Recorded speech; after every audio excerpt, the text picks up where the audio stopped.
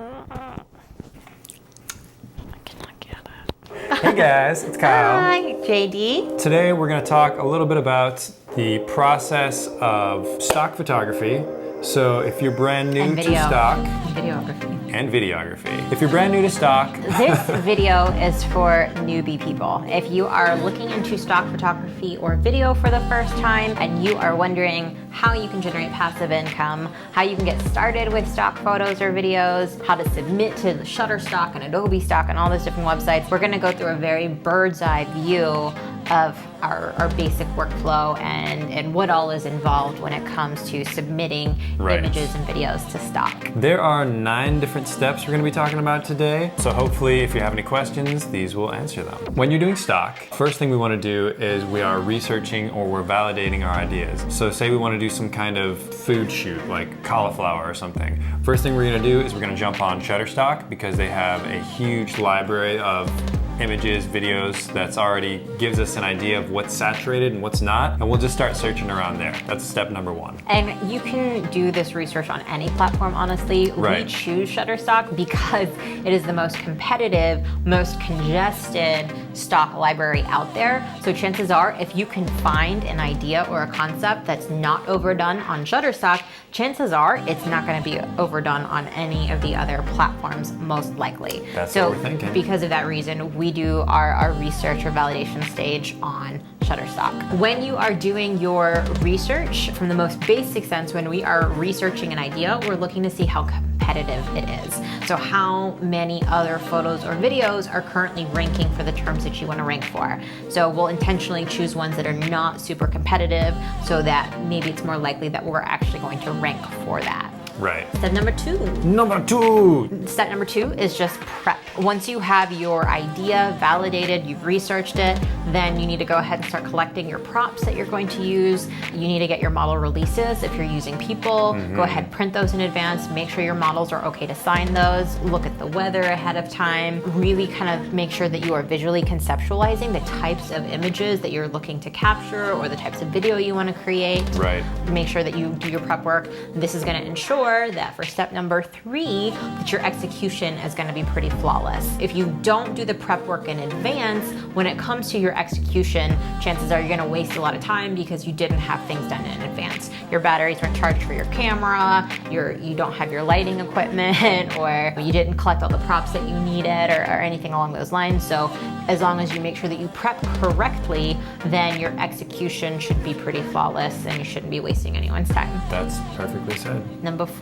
Number 4, post-production. After you've executed, you've got your videos, you've got your photos, it's time to start post-production on those. In post-production, there are 3 basic steps. There is the culling, the editing, and then the exporting. That process looks a little bit different for photo versus video. We're gonna try to keep it super simple for you guys. When it comes to culling, it's basically when you go through what you took on a shoot and you scrap the bad stuff. Whatever isn't gonna work, you go ahead, you pull it out, you nix it, throw it in the trash can, that's done. But what you walk away with are these really good clips or these really good files that you're wanting to actually then go to the second step and edit them. For photos, we are doing color correcting, exposure correction, we're looking at our sharpness, and we're looking at our noise in our photos, or grain. We're playing with our contrast a little bit, but that's kind of what the editing looks like for photo. For video, it's a lot of the same. You're doing color correction, you're doing your white balances, but in addition to that, we're also going to be clipping them. So whereas a photo, you might be cropping it in or something,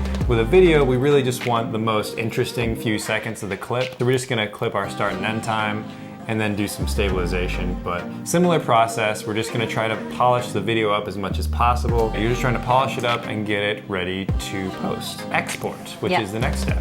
So last step in post-production is then exporting your images and your video files. Again, that's slightly of a different process depending on if it's photo or if it's video. For us, we export our images out of Lightroom. Kyle is exporting his videos out of Premiere Pro. Once you have exported your files from your editing software of choice, then we go on to the next step, step 5, keywording. Keywording. This is one of my favorite steps.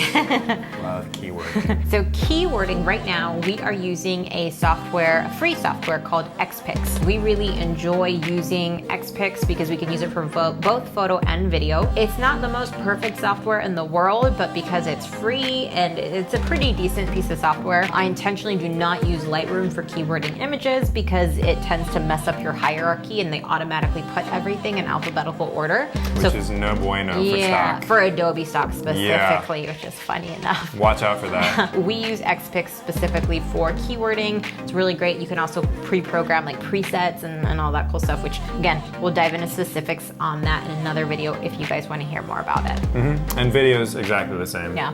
Keywording, same thing. Yep. So after you have everything keyworded, ready to go, you're going to need to upload that. So here I think we found some differentiation between video and photo, at least with our process. We started out first doing images before we started trying to do video, and we used Xpix. And Xpix was great because it allowed us to upload to 7 different platforms all at the same time. And it was actually pretty seamless. Like, it worked pretty well most of the time. We were keywording in Xpix, and then we would just use Xpix to upload all those photos afterwards. However, when we started doing video, we started running into some hiccups and bumps. I tried using Xpix for uploading video the first few times, and I ran into some issues where the router, the internet, something would go out, and basically part of our videos would go through and part of them wouldn't. And this led to a lot of messy process. Yeah, this led to a lot more work on the back end of trying to figure out, well, what's posted and what's not, and it was a huge mess. So I did end up switching over to FileZilla, which has been great since then. We haven't had issues of partial uploads. Everything will upload all the way through nice and smooth, which is great. So I highly recommend when you are going through and doing the upload process, you gotta find upload software that's gonna work for you. For the larger files. Yeah, for the video. larger files especially. Very key. Next up, submitting. So once you have uploaded all of your images and your videos into your different platforms of choice. Once you've done that, then you still have to submit your work. So for photos, once they are up in their online different platforms, usually I still have to assign categories to those images, and then I will save them in the platform, and then I'll start submitting. My submission strategy to try to get more images through, I tend to try to drip them out slowly. So instead of submitting like 70 images that are all part of the same set, a lot of those we found out were actually getting rejected for duplicative content. And so because of that, I started leaking them out more slowly, and I started finding out that I had a much higher acceptance rate. Yes, pro tip. So video is pretty much the same, except with video you do have to take an extra step. With Shutterstock. With Shutterstock. We're working on figuring out a way around this, but for right now, basically whenever we upload videos, for some reason, Shutterstock does not attach the keywords to those videos, so we're going back manually and copying and pasting the keywords in. It does take a little bit more time. Hopefully we can figure out a way to bypass this. But in the Adobe future. and Pond 5 don't have that problem. Right. That's not something that you should have to deal with, but Adobe Stock and Pond 5, it's a pretty seamless submission process. Right. Because all of your keywords and all your data that you've assigned in the keywording step, that is actually getting submitted with the images and with the video versus Shutterstock. It just, for whatever reason, Shutterstock doesn't have I don't know. Shutterstock just makes it a little bit more difficult for the submission process, specifically for video. So after you've submitted your videos, now it's time Favorite to part. wait. Favorite part. Yeah. So if you are brand new to like stock photography or stock photos, if you're brand new to stock photos or stock video and the submission process, hurry up and wait. Typically, it's gonna take a while before you're gonna see any kind of sales from the images or videos that you've just uploaded. For us personally, we're really aggressive with submitting photos in our first month.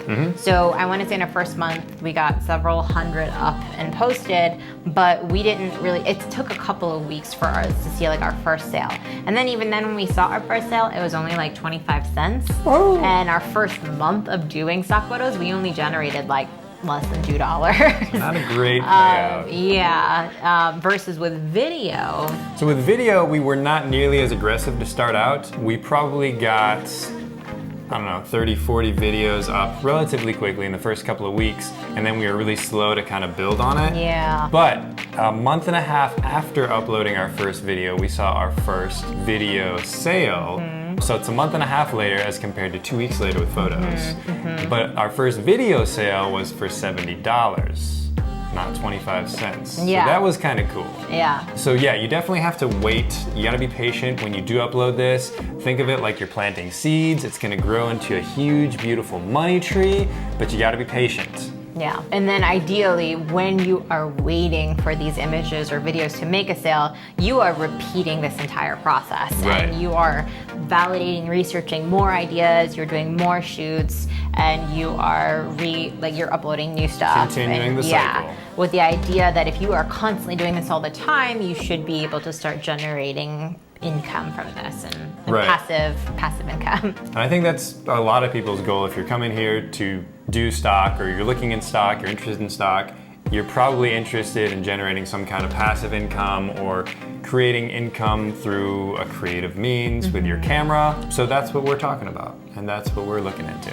The final and last step in this series is actually getting paid and seeing that money coming into your account. A lot of the different platforms will have their minimums when it comes to being able to actually cash out and actually getting your paycheck.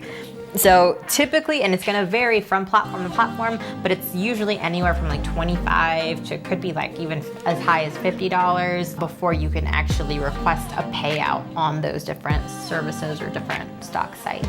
Yeah. So to recap, you've got 10 steps? 9. 9 steps? 9 steps. I can't count today. 9 steps to get your stock up and running. So the first thing you're gonna do is you're gonna research. Then you wanna do your preparations. Then it's time to execute. After you've executed, you're gonna begin your post-production work. Once you do post-production, it's time to keyword those suckers. Then once you've keyworded, you need to upload them, and then you need to submit them, and then you have to wait before you get paid. All right, so that's your 9 steps on how to make money with stock. Yep. This was a really bird's eye view. We tried not to get too detailed in this video.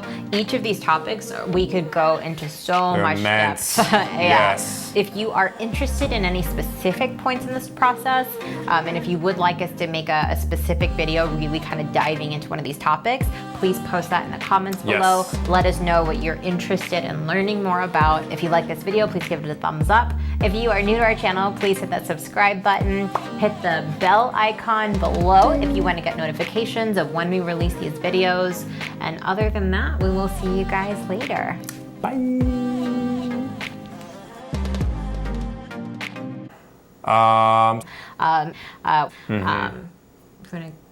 I lost what I was gonna say. It probably got stuck. It's in yeah, I lost my train of thought. It's in here. Nice. Yep. No. Yep. That's where it is. Boom.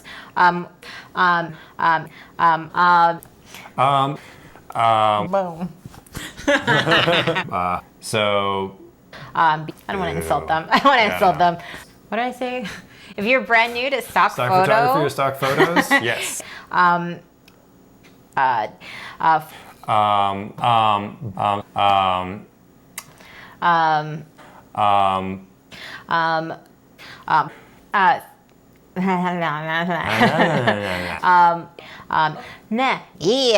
Alexa, how much time is left? Nice. And then 2 minutes after that. Not change? Not change? Not change? Not change? Not change? Alexa, stop. Not change? Not change? I think we're good. Okay. Okay, that's for cover photos. I gotcha. So ideally we should be actually taking photos, but I think that that's a You're just lot pulling easier. stills, Yeah. right?